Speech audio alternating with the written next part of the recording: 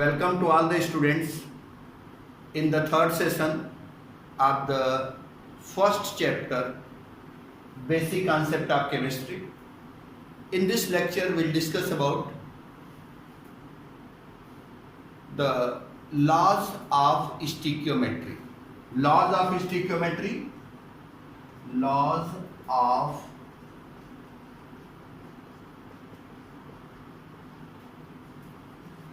of stoichiometry is of three types. Law of definite composition,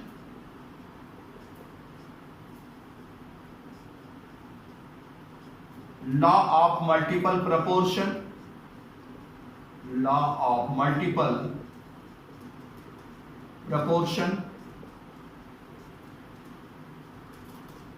and law of combining weight.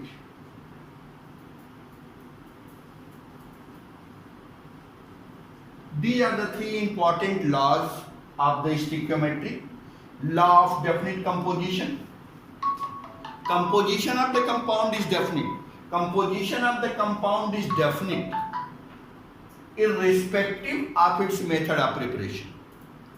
Composition of the compound is definite irrespective of its method of preparation.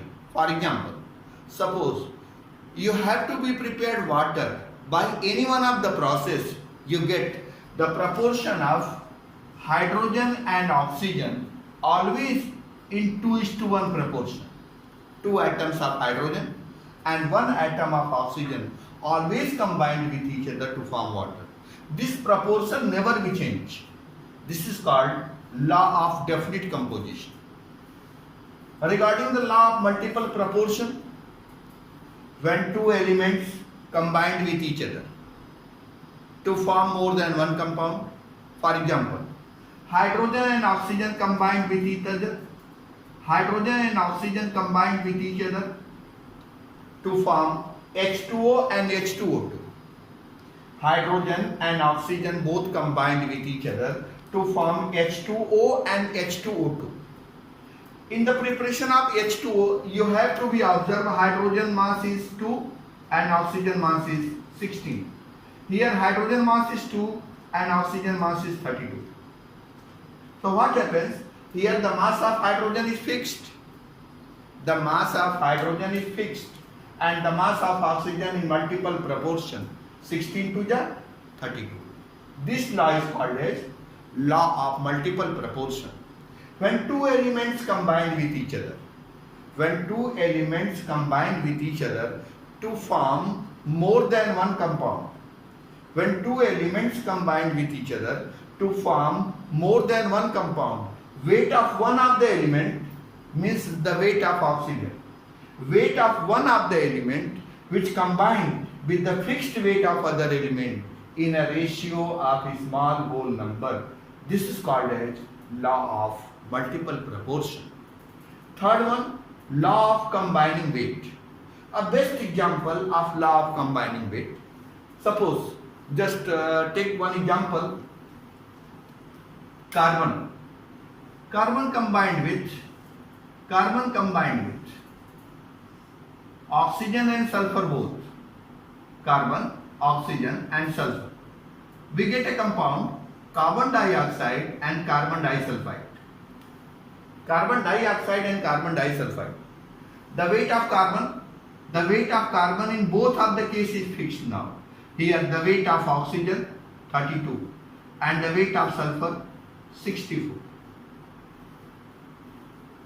Carbon, oxygen and sulfur. Carbon, oxygen and sulfur. Once time, oxygen combined with carbon to form carbon dioxide. Other time, sulfur combined with carbon to form carbon disulfide. If oxygen and sulfur combined with each other, they form sulfur monoxide, sulfur dioxide, sulfur trioxide and sulfur tetroxide. So in this case, the mass of sulfur 32 is to 16, 32 is to 32. 32:64.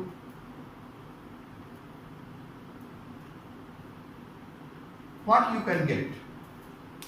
Here, the mass of sulfur is fixed.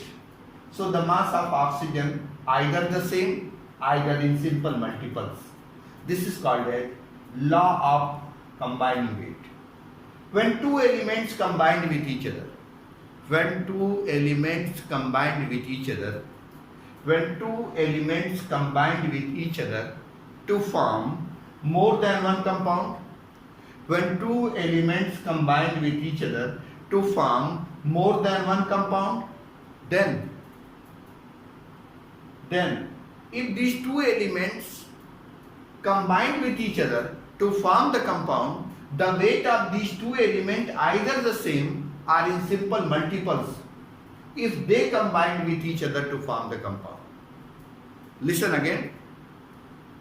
When two elements separately combined, when two elements separately combined with the fixed weight of element C, when two elements separately combined with the fixed weight of other element to form compound, then weight of these two elements either the same, either in simple multiples if they combine with each other to form the compound. This is called as law of combining weight. So law of definite composition, law of multiple proportion and law of combining weight. These are the three important laws of stoichiometry. Okay. Then we'll discuss about the Gay-Lussac law.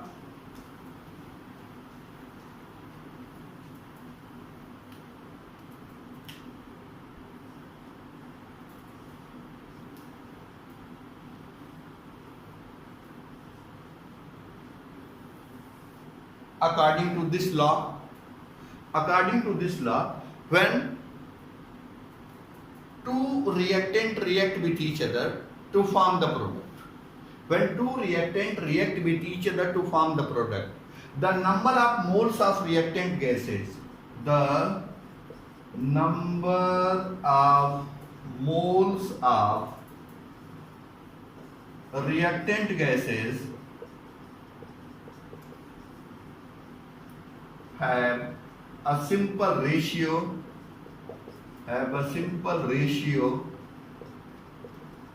with the number of moles of product gases.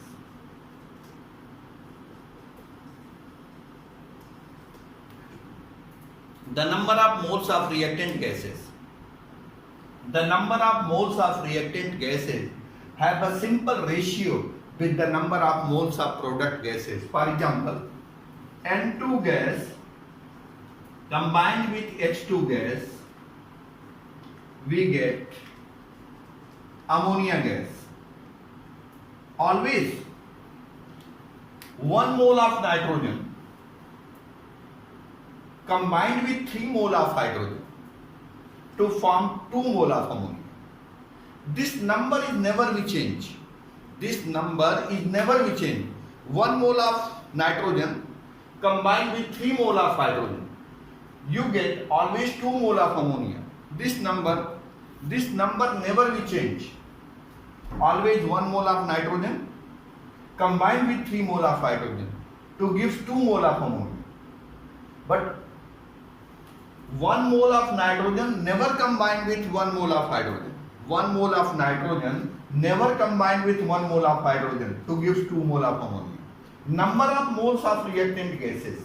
Number of moles of reactant gases have a simple ratio. Number of moles of reactant gases have a simple ratio with the number of moles of product gases according to Gay-Lussac law. Number of moles of reactant gases have a simple ratio with the number of moles of product gases. This is a very important law, and on the basis of this law, different types of numericals are given in your book. Next one.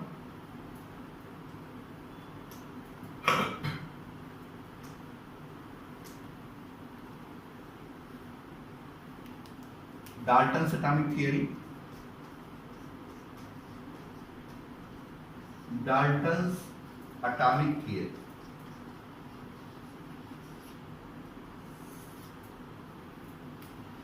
In 1808, John Dalton proposed law of chemical combination theory. Law of chemical combination. Law of chemical combination. Law of chemical combination theory was given by John Dalton in 1808. In 1808, John Dalton, in 1808, John Dalton proposed the law of chemical combination theory. According to this theory, first point, element made up of a very small particle called atom. Element made up of a very small particle called atom, which do not be further divided.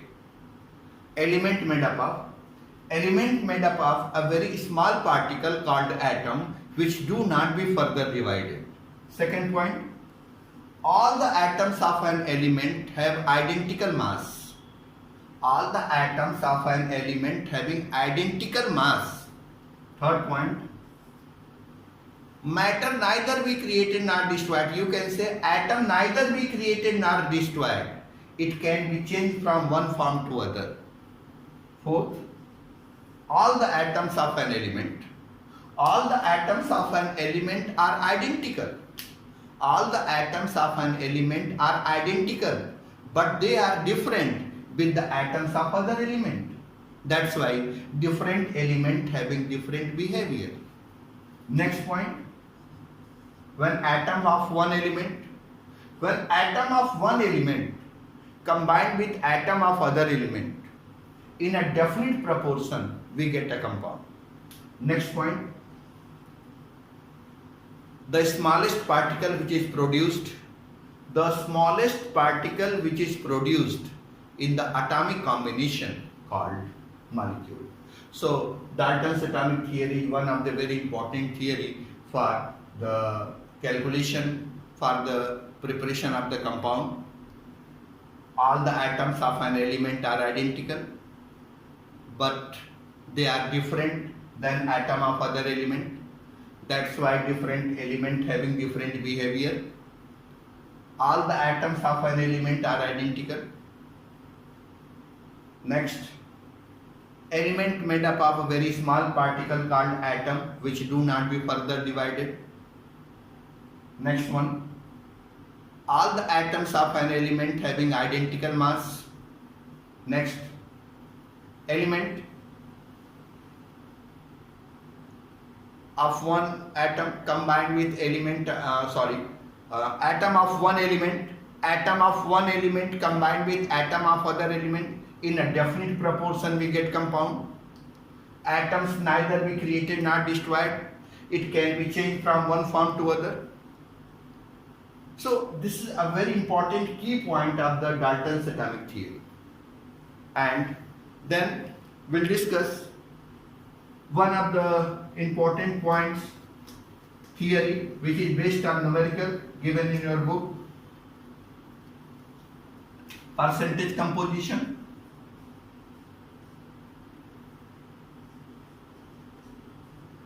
Percentage composition.